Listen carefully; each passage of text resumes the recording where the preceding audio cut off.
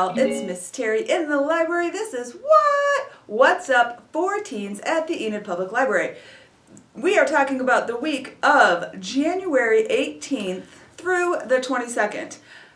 But before we get too much into that, I want to let you know that Monday, January 18th, we're closed because it is Martin Luther King Jr. Day. And because that's super important, I wanted to share a couple of little pieces of information. One, before Monday, so on Saturday the 16th, there is a Martin Luther King Jr. commemorative walk here in Enid. It will start at the Stride Bank Center and proceed around the square. And some of you may be wondering why on earth folks would gather and walk around town together to commemorate Martin Luther King Jr. And since we're a library, a place of information, I thought I'd share some information with you. There are lots and lots of books available on Martin Luther King Jr. Many of them are upstairs in the adult section, nonfiction. You can find his biographies and lots of information about him. We have at least two that I pulled for you to talk about in our young adult nonfiction section. So the first one that I kind of wanted to show you a little bit about is called 1968. It is about the total social change stuff that was going on in 1968. 1968 is important for a number of reasons, but it relates specifically to Martin Luther King Jr. in that he was assassinated in 1968. If you go to the index of this book and look for information on King Martin Luther Jr., you will see that there is stuff about his assassination in many places. There's also stuff about civil rights, and then there's about Columbia University protests and the Vietnam War. You really can't get a full picture of who Martin Luther King Jr. was without looking at a lot of different things, and there is so much that he was interwoven with and part of. And so I think that it's really, really important to not sort of laser focus on one or two things that he said or did, because he did a lot. And he worked actually with a lot of different people, and I think it's important to learn more about that entire context than just one or two things. However, that being said, I also want to tell you about this book, Civil Rights, and it is about a lot more than just Martin Luther King Jr., because there was a lot more to that. However, he is mentioned in here. This has got a lot of great speeches, and included in here is the entire text of his I Have a Dream speech, which is from the March to Washington, which is part of why we march to commemorate Martin Luther King Jr. There were also lots of other marches in the civil rights movement, lots of marches, and so marching it's a part of that whole thing.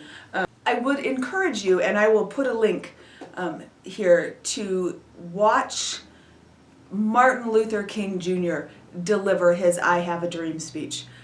It is profound and moving, and it was televised, and it affected the whole nation.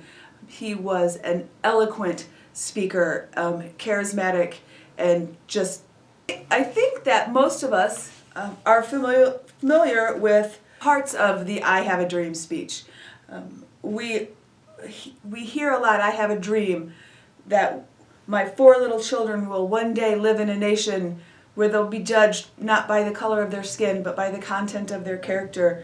But there's another part that always strikes me that I thought I would share really quickly before we get into what else is going on that week. Anyway, so there was a very large march to the Lincoln Memorial, which sits in front of that big, huge pondy area. Anyway, it's a famous spot. You've seen it on TV. If you watch the video of him speaking, you will see the spot. But I want to point out the part where he says, "In a sense, we've come to our nation's capital to cash a check.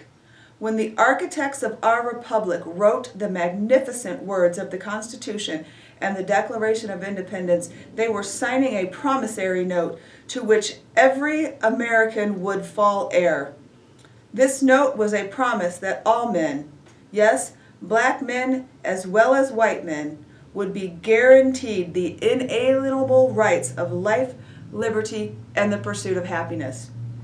Me personally, my life is better because of the work of Martin Luther King Jr.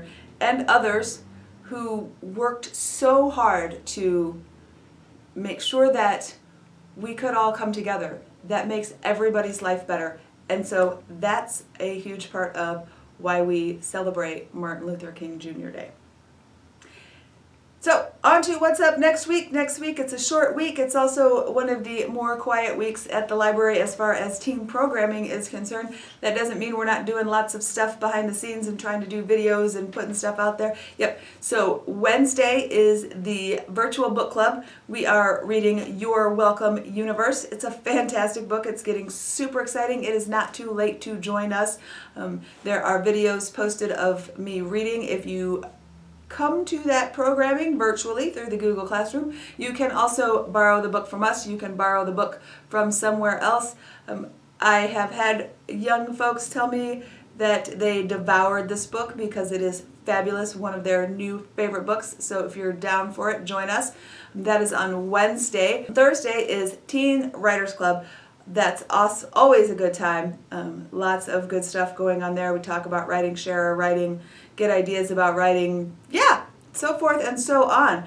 So if you are interested in either one of those, sign up through the links. Depending on where this is posted, you'll see a link somewhere. Also, check out King's speech because he is way better at it than I am. In the meantime, have a fantastic week, and I will see you in the library. Either the physical library or the virtual one. See you there.